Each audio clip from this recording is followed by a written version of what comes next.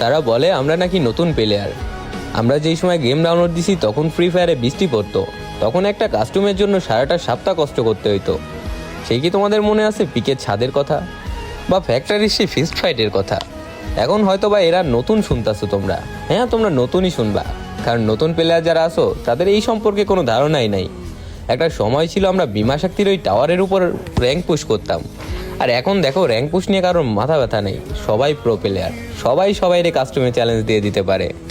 এখনকার প্লেয়ার তো কাউরে কেউ সম্মানই দেয় না। বাট আগে আমরা যদি 1v4 ক্লাস করতাম, আমাদের বিগ ফ্যান কয়ে কয়ে চিল্লাইতো সবাই। আর এখন দেখো 1v6 ইজিলি মারতে পারলেও সেই 1v6 এর মায়ের খায়া বিগ ফ্যান করার মতো কেউ নাই। হয়তোবা প্যানেল ইউজার বলবে, নয়তোবা বট বলবে। আসলে এটাই হয়তোবা সময়ের ব্যবধান। সময়ের সাথে সাথে সবকিছু পরিবর্তনশীল। হয়তোবা কোনো একদিন প্লে স্টোরের বুকে এই গেমটা থাকবে না, তবুও বলবো সারা জীবন এই গেমের প্রতি এক ফোঁটাও ভালোবাসা কমবে না।